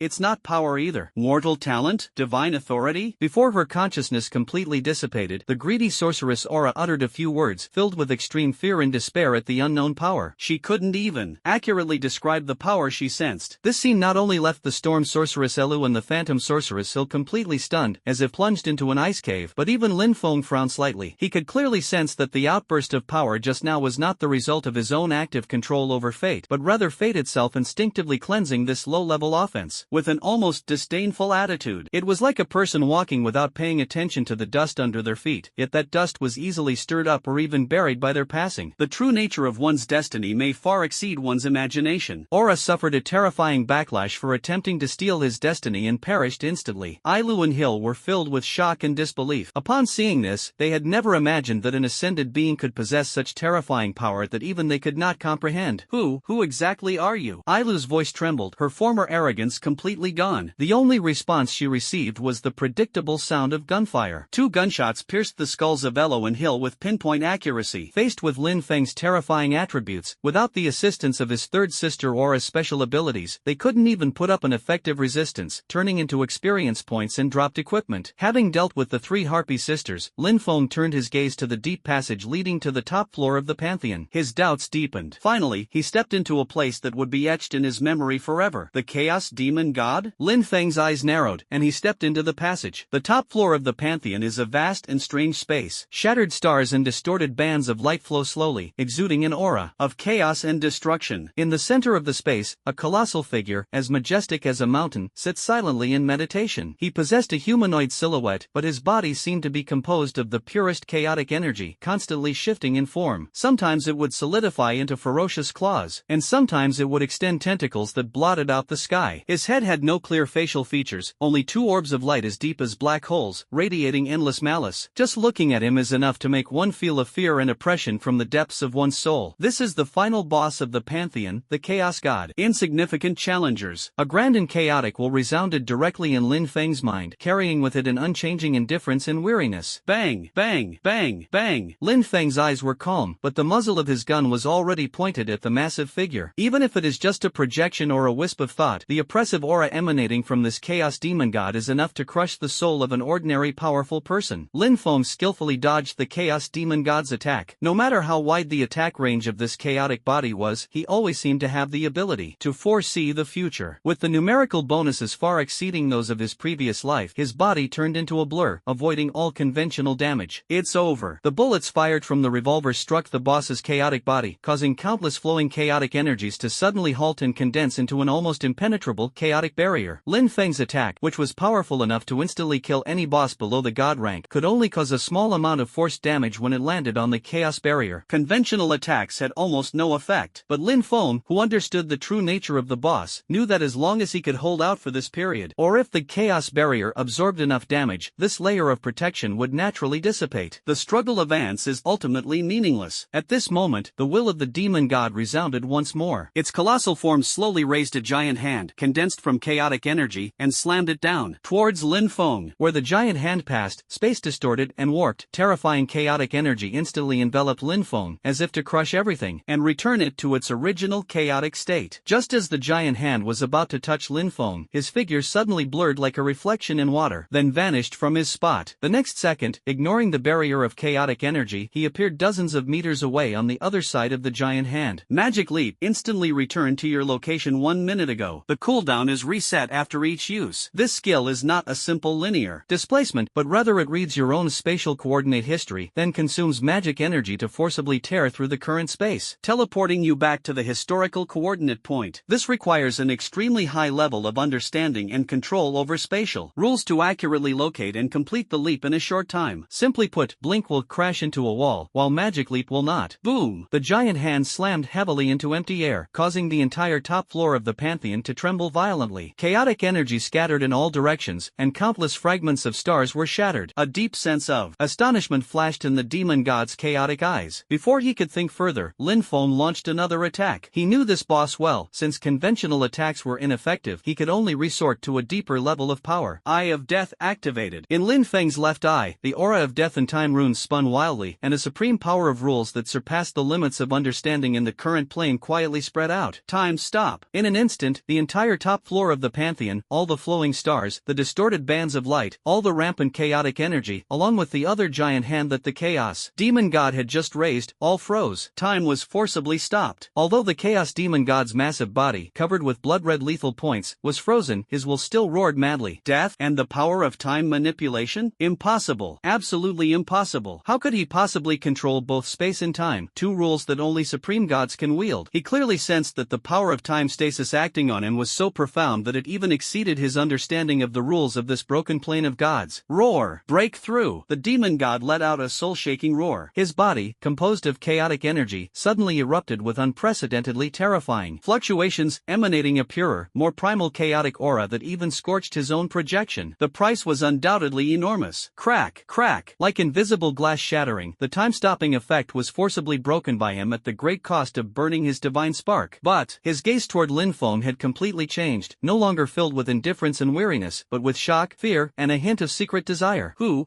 are you? The demon god no longer scornfully referred to ants, and his voice was no longer booming, but instead carried an equal solemnity. A being that possesses the rules of space and can briefly control the rules of time should not appear in this banished prison nut. Lin Feng also stopped what he was doing, keenly catching the word. The will of the demon god surged suddenly, as if the resentment accumulated over countless ages had finally found an outlet. That's right, a cage. The continent you are on right now, this land surrounded by an endless sea of chaos, is not the true prime plane at all. It is just the land of banishment of the gods, an abandoned island with broken rules. Deathly silence. His voice was full of mockery and disdain. The gods you can see are nothing but laughable projections that have long since decayed, or simply some insignificant little characters who have stolen a few fragments of divinity and imprisoned themselves in this forgotten land. The true land favored by the gods lies on the other side of the Chaos Sea. There, complete laws reside, the chosen ones roam the earth, and countless divine kingdoms stand in glorious splendor. His tone was filled with longing, yet also with a deep loathing for the space he found himself in. The so-called Pantheon. His enormous finger pointed to the space around him, composed of shattered stars, and his tone was filled with deep-seated hatred. It's nothing but a small corner of this cage, a despicable prison used to confine this wisp of my consciousness. Lin Feng listened silently, a complex light flickering in his eyes. This information coincided with some of his previous guesses, but was more specific and shocking. What do you want from telling me all this? I wish to make a deal with you. The demon gods will grow increasingly fervent. Lucky mortal, no, you are no longer a mortal. You have simultaneously grasped the rudiments of the two supreme rules, space and time, and have begun to unify them, a feat that even the legendary gods cannot match. His will wavered with disbelief. Unless you possess some kind of higher-level rule that transcends space and time. Those beings are taboo. Even ancient myths only dare to vaguely mention them. Beings that stand at the pinnacle of all rules. They are the supreme realm that all gods can only look up to, and even imagining them would be considered blasphemous. Can you tell me? The demon god's voice trembled slightly, and he even deliberately restrained the divine pressure emanating from him, as if afraid of disturbing some great being. What exactly are you? What do you possess? Lin Feng remained silent. The demon god paused for a moment, then a purer soul fluctuation emanated from him. With my remaining soul, I swear to that indescribable supreme being that I will never reveal a single thing I have heard today. I only want to know, what exactly is that power that can unify time and space? He swore an oath to the supreme being with his divine soul, desperately seeking an answer. For this might determine whether he could escape his prison, or even decide the future fate of his true form. An eerie silence fell over the top floor of the Pantheon. Lin Feng gazed at the once arrogant demon god before him, who now appeared somewhat humble because of a single answer, and slowly spoke, his voice calm and clear, echoing in the chaotic space. It is fate. Just 3 simple words. The demon's enormous body trembled violently, and its eyes, made of chaotic energy, instantly contracted to their maximum size, as if it had heard the most incredible and terrifying words in the universe. Fate? Destiny? His will trembled and twisted violently at this moment, almost on the verge of collapse. It was actually fate? No wonder he could simultaneously control time and space. No wonder he exuded that transcendent aura that even he himself felt a chill run down his spine. It is a dark star suspended above the laws, like a star shuttle drawing threads through all things, weaving a silent net in the depths of time and space. It transcends all laws, and even gods can only be manipulated by it. It is a forbidden realm that no living being has ever been able to truly touch or master. This insignificant being, no, the seemingly weak creature standing before him had somehow managed to intersect with the threads of fate that had fallen upon the world. The demon felt his own perception was completely overturned at this moment. For the first time, his will, which had endured countless years, experienced the emotions of insignificance and awe. After a long while, he finally calmed down from the extreme shock, and his gaze toward Lin Feng was filled with an almost pious and complex meaning. It was fate all along. He murmured softly, his tone filled with relief and a deeper longing. I understand. I completely understand. understand. He turned to Lin Feng and solemnly said, "O being who has had the good fortune to come into contact with the threads of fate, I have a request, which is also a deal. When you ignite the divine fire, condense your divine essence, and truly step into the realm of gods, please return here. With the authority bestowed upon you by fate, help me break free from the shackles of this cage, allowing this remnant soul of mine to return to its original form. In return, I will now tell you all the secrets I know about this land of exile, those deities and pantheons, and the continent of gods beyond the sea of chaos. Furthermore, I will bestow upon you the most primordial, chaotic godhead contained within this projection of our consciousness. This may greatly benefit your understanding of deeper levels of power." Lin Feng did not respond immediately. The demon gods will fluctuated violently before returning to a calm tinged with mockery. "You, lowly, foolish, lucky being, a fully stripped divine essence is far superior to a fragmented divine essence. You have no idea what this means. A complete godhood?" To Lin Feng, the difference between a fragmented godhood and a complete godhood seemed negligible. After all, this was the demon god's good intention, so he finally nodded and gave a concise reply. Thus, the demon gods will unhesitatingly begin to reveal to him one of the world's most fundamental secrets, the stairway to godhood. The so-called stairway to godhood is a predetermined path leading to the throne of a specific deity, whether they are ascendants from various planes or all beings under the command of a god. From the moment they choose their profession, they have already embarked on the starting point of a certain stairway to godhood. Lin Feng listened quietly. In this land of exile, and indeed across the vast continent of gods, the manifestation of laws is inextricably linked to the power of the deities. Each class system corresponds to one or more basic pantheons. For example, the 5 most common basic classes warrior, mage, assassin, archer, and priest represent the 5 relatively low-ranking pantheons of law, strength, element, agility, precision, and holy light. Why these 5? Because these 5 deities, or rather these 5 laws, have scattered the most divine aura and fragments of law throughout this land of exile. These fragments and essences form the foundation upon which players ascend the ladder to godhood. Hidden classes, on the other hand, are those where fortunate players have encountered even rarer divine laws. These fragments of law can be understood as the material manifestation of divine power, the experience, skills, and equipment gained by players and NPCs through slaying powerful monsters, completing epic quests, exploring ancient temple ruins, and even defeating rivals from other divine systems are essentially the process of collecting and comprehending these fragments of law, thus continuously climbing the corresponding ladder to godhood. Each career advancement is a divine ascension and a deepening of understanding of the laws. In this process, everyone must make choices. Different specializations and skill combinations may lead you to different branch thrones within the same main divine pantheon. For example, among mages belonging to the elemental pantheon, some specialize in fire, ultimately leading to the throne of the god of fire, while others master frost, thus reaching the throne of the god of frost. Therefore, the right choice is of utmost importance, the demon god said slowly. A wrong choice, or rather, a blind fusion, can throw the path to godhood into chaos, ultimately interrupting it. It might even lead to becoming nourishment for a powerful deity, a stepping stone beneath their throne, by violating laws that shouldn't be touched or clashing with their path. Of course, this doesn't mean absolute purity is necessary. For example, a fire mage isn't limited to the laws of fire. Sometimes, auxiliary laws, or those that can create wondrous reactions with the primary laws, can actually make your throne more stable and your power greater. The mysteries involved are extremely complex and require each person to explore and comprehend them on their own. After all, if the god of fire thinks you are only good at setting fires, then you are far too weak. And one more point, which is crucial: uniqueness. In every complete pantheon, the ultimate throne of the true god is unique. Once someone successfully ascends to the summit, ignites the eternal divine fire, and becomes the true god of that pantheon, the end of this stairway to godhood is essentially closed for everyone else. The path will only reopen if that true god perishes, the throne becomes vacant, and the laws dissipate. In the war between gods, there exists a rank suppression. When facing opponents who possess divine aura and fragments of law, or who have already ascended the steps to godhood and become high-ranking members of the pantheon, lower-ranking individuals are suppressed at the level of law. Ordinary attacks appear insignificant before their nascent divine domains. He explained in detail the various mysteries of the stage to godhood, revealing a corner of the enigmatic world of eternal divine realm. This information is undoubtedly invaluable to any being aspiring to godhood. Lin Feng's gaze flickered slightly upon hearing this. What about the ascension path within the Fate Pantheon? The Fate Master, the Judge, the Arbiter, the God Judge. Was the path I've taken wrong? And where will the road ahead lead? Even Lin Feng himself couldn't help but feel lost about this question. The demon god's massive body suddenly froze, remaining silent for a long time, seemingly struggling to process this problem that far exceeded its comprehension. Its vast will seemed to be frozen in time once again. I don't know. Lin Feng's gaze sharpened. Then why do you want to make a deal with me? me, and how can you be so sure that I will definitely become a god? The demon god let out a sigh that seemed both self-mocking and full of endless emotion, a sound that resonated deep within Lin Feng's soul. Destiny, that is an existence that transcends all pantheons. It is not a particular pantheon, but the weaver and terminator of all pantheons. To discuss its stage to godhood is itself an offense against the supreme being. As for you, the chaos demon god stared at Lin Feng with his chaotic gaze, his eyes revealing complex emotions. How could you not become a god? His vast and boundless soul echoed with an almost fanatical determination. In the legends that have been passed down through countless ages in the divine realm, the favor and blessing bestowed upon those who govern their pantheon by fate surpasses the imagination of any god. Those who possess the authority of fate will enjoy privileges on the path to godhood that no other pantheon can match. Insignificant mortals, do you know why this is? The fluctuations of the chaos gods will carry a shocking revelation of ultimate truth, because this is the favor of fate. There is no such thing as the favor of time, the favor of nothingness, or the favor of chaos in this world. After the remnant soul of the demon god revealed the secrets of the path to godhood and destiny, its enormous chaotic body began to become increasingly illusory. Immediately, a black divine core with distinct edges and exuding a pure and boundless aura of chaotic divinity slowly floated out from his body and flew towards Lin Feng. My consciousness can no longer sustain me. I need to enter a long slumber, awaiting your return. After stripping away the chaos godhood from its original form, his voice gradually deepened. Remember your promise. I await the day I regain my freedom. Rumble. As his last vestige of will dissipated, the top floor of the pantheon, and indeed the entire pantheon instance, began to tremble violently. Without the suppression of the demon god's consciousness, this cage seemed to undergo some unpredictable change. The volcano erupted without warning, its scorching lava staining the sky crimson. A tsunami unleashed towering waves, engulfing coastal towns. The earth cracked open, and abysses spread, as if the entire world was trembling for the departure of some being, or for the arrival of a new era. Just as all the players were in a panic over this sudden change in the world, a series of deafening system announcements, like thunderclaps from the heavens, resounded in the ears of every player. World announcement: congratulations to player Knight Emperor. You have successfully cleared the level 100 ultimate dungeon, the Pantheon. You have become the first hero to conquer the Pantheon. Your legendary feat will be forever etched in history. Rewards: 600,000 experience points, 100,000 reputation points across all factions, 100,000 gold coins. The announcement was repeated 3 times. The entire player community of Eternal Realm was in an uproar at this moment. What on earth is going on? The Knight Emperor? The Pantheon? A level 100 dungeon? I've only just reached level 20. Knight Emperor has already cleared the level 100 ultimate dungeon? Is this real? I haven't had enough fun yet? The whole game is over already? Wait a minute. There's no level restriction for the level 100 dungeon? When did Knight Emperor reach level 100? My god, that speed is outrageous. Is this something a human could do? The server has only been open for a short time, and the final boss is already gone? What's the point of playing then? The Knight Emperor is awesome. Undercity sends its congratulations. Countless emotions of shock, doubt, admiration, and bewilderment erupted instantly in major cities, guilds, and forums. Everyone was stunned by this sudden announcement. The name Knight Emperor once again crushed everyone's perception with unparalleled power. However, before they could recover from this huge shock, 3 more even more shocking system world announcements were released in succession. World announcement: the secrets of the Pantheon have been revealed. The path to godhood is now officially open to all adventurers who have reached level 100 and completed specific trials. World announcement: embark on the path to godhood, condense your divine essence, ignite the divine fire, arrive at the true land of divine favor, and pursue eternity and immortality. World announcement: brave adventurers, go forth and claim your glory and divine throne. A new era has begun. If the first announcement was like a thunderclap, then this second announcement was like a supernova explosion that detonated the entire universe. The path to godhood? Did I hear that right? We can become gods? This game can even make people gods? Like that god of light? My god, is this the real gameplay of Eternal God Realm? What have I been playing before? Fine,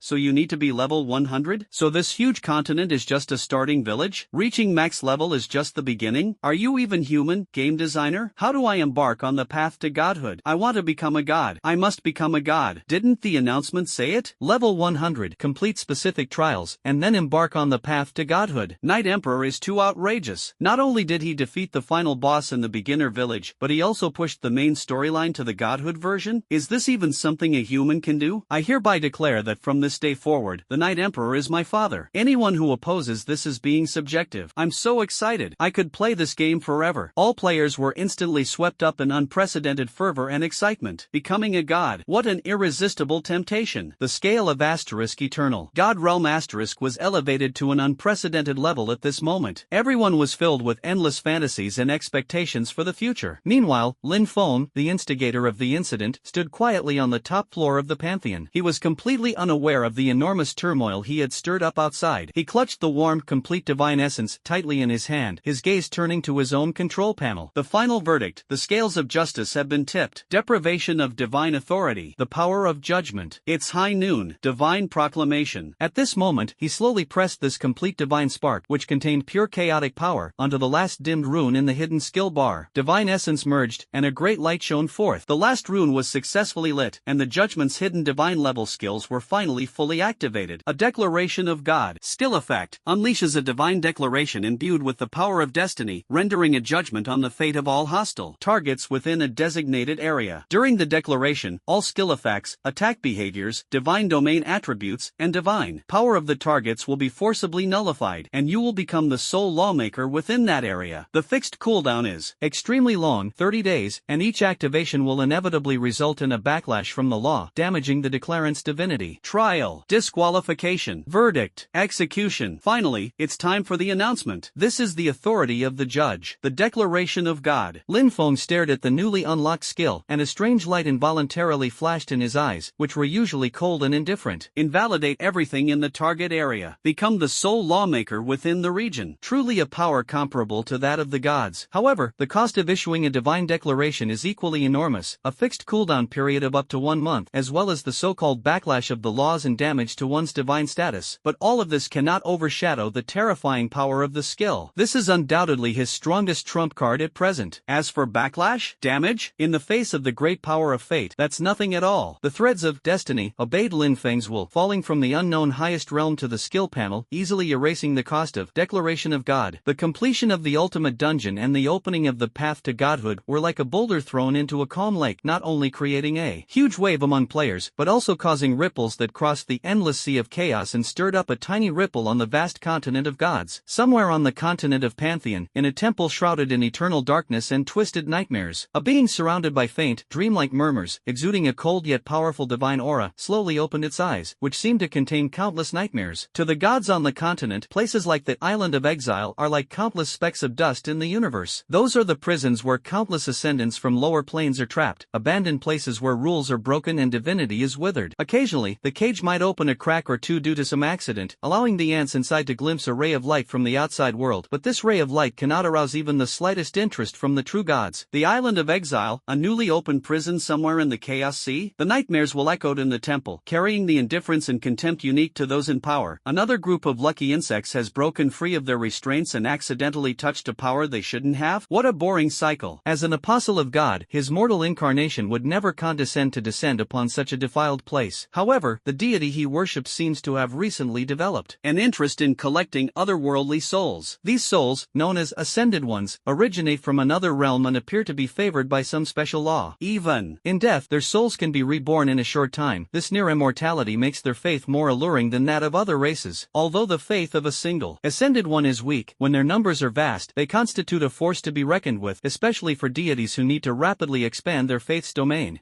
They're nothing but a bunch of pathetic wretches toyed with by the laws of death. Do they really think they can live forever? Nightmare sneered inwardly, but the god's commands could not be disobeyed. Go, my chosen one. His will targeted a devout believer kneeling beneath the temple. Take my will to that newly awakened island of exile, and tell those lowly creatures that the light of the god of night is about to envelop them. Those who obey will receive the blessings of our Lord. Those who disobey will wail in endless nightmares. As you command, great apostle, great god of night. The chosen one responded respectfully, his eyes blazing with fanatical fire. His name was Dorn, one of the most powerful chosen ones under the apostle nightmare. Chosen ones were beings bestowed by gods or their apostles, possessing strength far exceeding that of mortals. They were extensions of the divine will onto the mortal realm. As for the apostles, they belonged to the higher ranks of the pantheon, transcending the realm of mortals, possessing vast amounts of fragments of laws and the secrets of divine ascension. The true forms of the apostles resided in the ethereal and mysterious divine realm, serving great gods. Their true forms descended extremely rarely, usually dispatching mortal incarnations or blessed chosen ones to act on their behalf. Dorn quickly gathered intelligence. The newly opened prison contained only the remnants of false gods. False gods were those who hadn't truly ignited the eternal divine fire, merely stealing fragments of divinity or temporarily possessing some divine characteristics. Through special circumstances, or beliefs. Their power was utterly insignificant before a true god. For example, broken light and sleeping darkness. In Dorn's eyes, these prison guards weren't even worthy of being mere decorations on the throne of the night god. With absolute arrogance and disdain, and the immense power bestowed upon him by the apostle of God, Dorn descended upon this new Isle of Exile through a special spatial rift. Like a king surveying his own backyard, he did not wander aimlessly. As the strongest being among mortals, no one on the Isle of Exile could threaten him, unless the imprisoned false gods dared to descend. But would they dare face the wrath of the god of night? When the great apostle Nightmare sent him, he bestowed upon Dorn the temporary power of the Eye of God. Although this power could not penetrate higher laws, nor could it easily see through the essence of gods, it was enough to easily pinpoint the core of the turmoil on that island of exile, which had just experienced a violent upheaval of rules. The opening of the cage was like a small-scale impact of the laws of creation or destruction. Such an impact would leave clearly visible ripples or scars on the laws of the entire plane within a short period of time. The instigator of everything would inevitably bear the most concentrated imprint of the aftershocks of these laws. Dorn saw it, an event singularity, surrounded by a massive energy echo that had just subsided but was still clearly discernible, shaking the very rules of the entire exile island. The intensity and level of this echo far surpassed that of any other life form on the island. "We've found the source of the commotion that caused the whole prison." A cruel smile appeared on Dorn's face. In his view, whatever the source may be or how powerful it may be, as long as it dares to stir up the island of exile that the gods are watching, the first thing that must be controlled or completely crushed is naturally this most arrogant ant. This is not only a display of divine power, but also the most direct deterrent to other potential rebels. Without hesitation, he sped off in the direction where the aftershocks of the law were most intense. Outside the city of shadows lies a desolate plain. Lin Feng frowned slightly and looked up at the sky. A pitch-black spatial rift, like a wound slashed open by a sharp blade, gaped menacingly in midair. Immediately, a chilling, malevolent, and nauseatingly arrogant aura emanated from the rift. Clad in magnificent black armor and wielding a spear engraved with twisted nightmare runes, a cold and aloof man slowly emerged from the rift. His face was arrogant, and his eyes were filled with deep contempt for this land and the creatures on it. Dorn the Chosen. His gaze finally settled on Lin Feng, who was not far away. "Humble natives." Dorn spoke, his voice like a venomous blade, piercing the eardrums of those who heard him. "You're the strongest being on this island? You seem to be nothing special." He sensed the powerful aura emanating from Lin Feng, which far surpassed that of ordinary beings, but compared to Nightmare, the apostle of the god he served, it was still like a firefly compared to the bright moon. "Kneel before the Chosen One. Offer your loyalty to the great god of night. You will have the opportunity to become a humble servant in the kingdom of our Lord. This is the greatest gift you exiles can receive," Dorn said condescendingly, as if it were a matter of course to bestow a handout. Lin Feng stared calmly at the suddenly appearing Chosen One, as if looking at a clown. "Noisy." He uttered two words indifferently. Before he could finish speaking, Lin Feng didn't even give Dorn any time to react before suddenly raising his gun. There were no warnings, no questions. He never wastes time talking nonsense. Only the purest and most direct killing intent. A bullet imbued with Lin Feng's terrifying attributes roared out, carrying trillions of damage. The bullet easily tore through space like tearing silk, heading straight for Dorn's forehead. Dorn's pupils suddenly contracted. The kingdom of the god of night continues to expand, and the wars between kingdoms invariably point to the divine apostles behind them. The great apostles spent most of their time sleeping or focused on more important things, and simply couldn't be bothered with worldly matters. As the most trusted Chosen One under Nightmare's command, Dorn's status in the secular world far surpasses that of so-called kings and popes. Countless powerful figures bowed and scraped before him, and countless forces held him in the highest esteem. No one ever dared to disrespect him, let alone lay a hand on him. If it weren't for the extraordinary importance the god of night showed to this newly opened island of exile, and the fact that even the apostle personally dispatched him, he would never have condescended to descend upon this place with its broken rules and defiled spiritual energy. How could he dare to challenge this lowly ascendant from the land of exile? How dare they directly attack him, the Chosen One from the Pantheon continent? However, all the shock, anger, and confusion became pale and powerless in the face of that rapidly approaching bullet. That bullet was terrifying. Just by sensing the terrifying energy fluctuations attached to the bullet, Dorn was overwhelmed by a strong, almost suffocating premonition of death. How could mortal power possibly harm him? Could it be that apostles from other pantheons, or even more powerful beings, have already seized this land of exile? He could clearly sense that although the ascendant in front of him exuded a trace of divine aura, his essence had not yet truly taken shape. In a flash, countless thoughts raced through Dorn's mind. However, the bullets had already arrived. A dull, cracking sound rang out. The amulet Dorn wore on his chest, which exuded a nightmare aura, suddenly burst out with a blinding black light, attempting to block the deadly bullet. This is the Nightmare Guardian mark bestowed by the Apostle Nightmare. Dorn remembered that this mark had once blocked blocked the full-force claw attack of a fully grown holy dragon and even withstood the aftershock of a forbidden spell that was enough to destroy half of a divine kingdom when it was ambushed by the chosen ones of a rival pantheon. However, the black light lasted for less than a thousandth of a second before shattering like fragile glass. The Nightmare Guardian mark has been broken. No! Dorn let out a terribly shocked scream. Who are you? He simply couldn't believe it. His most powerful trump card, the mark bestowed by the apostle, had been shattered by a single shot from a native of the land of exile, an ascended being who had just peeked out of his cage. Was that shot truly an attack that a mortal could fire? Lin Feng's eyes were cold, and he frowned slightly before relaxing. It was normal for this lively reptile to possess some survival skills. Without pausing or giving any response, he simply said, "Go back and ask your god." The voice was cold and devoid of emotion. The second bullet was already loaded. The shadow of death, like a cold tide, completely engulfed Dorn. He felt that he absolutely could not withstand this shot. He would die. He would truly die here, at this critical moment. Presumptuous. A will filled with boundless majesty and overwhelming rage suddenly erupted from Dorn's body. It was the powerful will of the Apostle Nightmare, the god of night's emphasis on. This island of exile was extraordinary. When the Apostle Nightmare sent Dorn, he deliberately left behind a wisp of powerful will. Now, that wisp of will had been activated. Boom! A pure and boundless divinity far exceeding Dorn's own power erupted like a volcanic eruption, instantly condensing in front of him into a nightmare shield composed of countless twisted nightmare runes, almost materialized. Bang! Lin Feng's second bullet slammed into the nightmare shield. However, this time the bullet only caused a violent ripple before being completely extinguished, rendering the attack utterly ineffective. The terrifying, divinely powerful phantom that emerged from Dorn's body slowly spoke, its voice like a convergence of countless nightmares, resounding directly deep within Lin Feng's soul. "Mortal, how dare you challenge the authority of an apostle?" The chosen one, Dorn, who had narrowly escaped death, was drenched in cold sweat and breathing heavily. He looked at the majestic phantom that had emerged from within him, his eyes filled with the ecstasy of surviving a catastrophe and boundless loyalty. "Great apostle, thank you for your divine grace. Praise be to your great power." However, there was no solace in the nightmare's will. Instead, it was filled with barely concealed anger and disgust. Had it not been for the night god's unusual interest in this prison, he wouldn't have bothered to invest even a shred of thought in the chosen one. The sounds, like countless nightmare whispers intertwined, exploded directly within Dorn's soul, carrying a chilling aura. "You couldn't even handle an ascended from the land of exile, and I had to personally intervene to save him. Dorn, you have brought shame upon the gods we believe in." This was an extremely harsh rebuke. Dorn was terrified by this cold anger, and he lay prostrate on the ground, trembling, not even daring to breathe. Then, the illusory form belonging to the nightmare gradually became clear, transforming into a slender, androgynous being. He wore a magnificent robe that seemed to be woven from solidified shadows and starlight, the edges of which shimmered with a faint, eerie light. His face was shrouded in shifting shadows, revealing only a pair of narrow, deep eyes that seemed to hold endless nightmares and the deepest fears. At this moment, those eyes did not even fall on Dorn, but instead coldly scrutinized Lin Feng. His will revealed a hint of barely perceptible surprise, but more so a superior contempt and scrutiny. "Mortal, you have indeed surprised me somewhat." The nightmare's phantom slowly spoke, its voice like a convergence of countless nightmares, resounding directly deep within Lin Feng's soul. "It actually managed to injure the chosen one, and even forced out the protective will I left behind. It seems that in this exiled prison, occasionally some slightly stronger ants will be born." He paused, his tone filled with absolute confidence and disdain. "But an ant is still an ant. You have no idea how insurmountable the gap is between mortals and true gods. That is rank. That is the power of divinity. The nightmare shield you just saw is a manifestation of the divine realm's defenses." The nightmare's voice carried an arrogant, instructive tone. "Only those who possess a complete divine spark can possess divine domain attributes. Divine domain attacks can penetrate all mortal defenses and directly strike the very essence of the laws. Divine defense can nullify the vast majority of non-divine attacks. A complete godhood. Do you know what that means?" Nightmare's tone carried a hint of smugness and mockery towards Lin Feng. "It requires years of comprehension and accumulation of fragments of a pantheon's laws, condensing countless laws into pure divine power, and finally, in a moment of enlightenment, painstakingly condensing a complete godhood. A complete divine spark is enough for a chosen one to break free from the constraints of mortals. Even my true form, far away in the divine realm, has only possessed 10 complete divine sparks over countless years." Lin Feng frowned, finding it unbearable. Why were all his apostles and chosen ones so long-winded? As a mortal, you simply don't have that much time, even if you were lucky enough to kill a fallen apostle, explore ancient secret realms, or obtain a great fortuitous encounter. What you would most likely gain is only a fragmented divine spark. At least 10 fragmented divine sparks are needed to barely condense into a complete divine spark through complex rituals and enormous consumption. Look at the billions of years of history of the Pantheon continent. How many apostles have truly perished? perished. How many legendary secret realms have been easily discovered? The power of higher ranks is beyond your comprehension. A mere native of this land of exile, the Nightmare's phantom was filled with an air of superiority. He didn't believe the mortal before him could understand such divine knowledge, much less that he was capable of resisting divine power. However, besides annoyance, Lin Feng felt a sliver of pity. A complete divine spark? Was that rare? Blessed by fate, he now possessed 4 complete divine sparks, thus granting him 3 points of divine domain attack and 1 point of divine domain defense. Lin Feng raised his eyes, his cold gaze once again pointing the revolver at the chosen one, Dorn, who had narrowly escaped death and was still shaken. When Dorn saw Lin Feng's emotionless eyes, an ominous premonition welled up in his heart once again. You dare to kill me? The great apostle of the gods is right here. How dare he? The Nightmare's phantom roared in shock and fury. Mortal, didn't you hear my warning? Before the defenses of the divine realm. Bang! The response to him was a crisp gunshot. This time, the bullet not only carried terrifying physical kinetic energy and power, but also carried a faint golden light that exuded a supreme aura. That was the divine radiance of a divine attack. Thud! The bullet was incredibly fast. Dorn didn't even have time to react. The Nightmare shield, which he hastily erected with his mind and was imbued with divine defense, was instantly pierced through when it came into contact with the bullet, which was imbued with divine attack power. The bullet, still carrying its momentum, struck Dorn precisely between the eyebrows. A critical hit of 60 million. A long string of damage numbers, too long to read at a glance, appeared on the screen. Dorn's eyes widened in shock and disbelief. He was clearly protected by the Apostle's divine domain. Why? He felt his life force rapidly draining away, and his consciousness plunging into eternal darkness. A bright orange light flashed where Dorn fell. Duke of Destruction, orange, type, single-handed weapon, revolver, attack power, 2530 to 2830, strength plus 800, agility plus 1000, critical hit rate plus 15%, critical hit damage plus 50%, special effect, multiple headshots. After dealing critical damage, your next bullet is treated as a stack of 2 bullets, including attack power, bullet attributes, and all special effects. Item description: this was once Duke Gregory's sidearm. After the last Duke Dorn converted to the Night Elves, the destructive will remaining on the dusty gun still yearns for blood and slaughter. This new weapon is worthy of its legendary quality. For gunslingers with high critical hit rates, its special effects, except for the first shot, can almost double the attack power and special effects of subsequent shots, while also providing high critical hit rate and critical hit damage. Although the output improvement is almost negligible for Lin Feng now, it is said that the first Duke Gregory made great achievements in the Imperial Wars with this revolver. Even under the powerful influence of fate, this revolver can still demonstrate its astonishing destructive power. Modified target, multiple headshots. After dealing critical damage, your next bullet will be treated as a stacked effect of 2 bullets, covering divine realm, attack power, bullet attributes, and all additional effects. He currently possesses 3 points of divine domain attack power and is equipped with the Duke of Destruction. When engaging in combat with beings of the level of Apostle of God or higher, he can unleash 6 points of divine domain attack power. Lin Feng equipped it. Fate. Modifications to the description must follow basic world rules and logic. They cannot be created out of thin air or completely subvert the essence of things. Divine realm attack power comes from the number of complete divine cores within the body, which cannot be provided by equipment alone. Therefore, simply relying on equipment to crudely increase the attack power of the divine realm is to create something out of nothing or completely subvert the essence of things. However, the cumulative nature of bullets makes this modification seem extremely reasonable. At this moment, the Nightmare's phantom was completely petrified. For the first time, his face, composed of pure divine will, revealed an expression of incomprehension and utter shock. No, impossible. His will roared madly, yet his voice trembled with a sound he himself could hardly believe. Divine power? You, how do you possess divine power? A mortal from a land of exile, an ant that has not even condensed a divine essence. How could he possibly possess divine attacks that only true gods can have? This completely overturned his understanding. This violates the unshakable laws of the universe that have existed for millions of years. Lin Feng slowly lowered the revolver and wiped the cold gun barrel. He looked at the Nightmare Phantom, which was somewhat unstable due to shock, and revealed a chilling smile that instilled fear. You also possess divine power, don't you? The Nightmare's Phantom suddenly paused, not quite understanding what the mortal before it meant. A flicker of astonishment and utter disgust flashed in those deep eyes. As a high-ranking apostle of the gods and one of the true rulers of the pantheon, he was accustomed to the groveling and awe of mortals, and to the power struggles and titles among apostles. What ant has ever dared to speak to him in such an almost equal, even slightly provocative, rhetorical tone? It would be nothing short of blasphemy against his divinity. Of course I do. Nightmare couldn't help but answer. He was curious why the mortal before him would ask such a foolish question. That's fine, Lin Feng said, now it's mine. Deprivation of divine authority creates a divine forbidden zone that lasts lasts for 30 seconds, significantly weakens the attributes and skill effects of all enemy units within the zone and continuously absorbs their divine power. An invisible domain, yet imbued with the aura of judgment, suddenly spread out from Lin Feng's center. Within this domain, all laws seemed to retreat. All divinity trembled. The phantom of the nightmare instantly felt an irresistible and terrifying force acting on him. His proud nightmare divinity, the laws of darkness and dreams upon which he depends for his existence, at this moment, seemed to have encountered a natural enemy, and became frantically restless and wailing, and then uncontrollably separated from his mental body, like hundreds of rivers flowing into the sea, surging towards Lin Feng. Awa. He felt his divine power rapidly diminishing. His control over the laws is rapidly declining. Even more terrifying is that his proud nighttime skills, his powerful divine arts capable of distorting reality and creating fear, were all greatly weakened within this bizarre realm. His mental form, which was originally a diffuse and elusive entity like smoke, was forcibly compressed and condensed under the suppression of the forbidden zone of divine authority, eventually turning into a thick pool of darkness. He wanted to escape. He wanted to cross the endless sea of chaos and return to his original form in the temple. However, within this forbidden zone of divine authority, all his actions became incredibly difficult, as if he had sunk into the deepest quagmire. Lin Feng felt the pure nightmare divinity and dark night laws surging into his body, and his soul trembled slightly, as if it were analyzing and absorbing these powers. He could clearly sense that his understanding of the rules of darkness and dreams was progressing by leaps and bounds at an incredible speed. Of course, the mortal body of the Apostle of God, Nightmare, and the wisp of consciousness separated from him. Even if Lin Feng absorbed all the divinity contained within it, its quantity was less than 1/10,000th of that of a complete godhead. It is evident just how difficult it is to condense a complete divine essence. No! The nightmare's black shadow writhed and struggled wildly on the ground, emitting desperate howls. Humble mortal, what are you? Lin Feng's eyes were cold as he walked step by step toward the black mud that represented a wisp of the will of the god's apostle. Then, under the watchful gaze of the nightmare, filled with fear and despair, Lin Feng slowly raised his foot and stomped down heavily, pinning it firmly to the ground. He looked down with disdain at the writhing filth at his feet, calmly drew the newly acquired Duke of Destruction, and aimed the cold muzzle at the black mud. This is a skill common to all firearms users. The most humiliating thing ever, the stomp shot. Even the apostles are nothing special. Pantheon Continent, Dark Night Kingdom, Eastern Border. A magnificent temple suspended in the eternal night, forged from the purest nightmares and solidified fear. Inside the temple, all is silent, except for countless twisted shadows writhing in the corners. Deep within the temple, atop a throne enveloped by endless nightmare tentacles, a wisp of extremely weak black consciousness, seemingly on the verge of dissipating at any moment, tumbled out of the void in a disheveled state and merged into the majestic and terrifying figure on the throne. The nightmare itself suddenly opened its eyes. What eyes those were! They seemed to contain all the malice and deepest fear in the universe. Just a glance from the corner of their eye was enough to freeze the souls of beings below the level of demigods and shatter their wills. For the first time in tens of thousands of years, he experienced the mortal feeling of awakening from a nightmare, a feeling akin to drowning. A roar that defied description, filled with extreme anger and disbelief, erupted from the nightmare's mouth. The entire temple, no, a significant portion of the Dark Night Kingdom, trembled violently at this roar, and countless low-level nightmare creatures were instantly reduced to dust under this terrifying pressure. An ant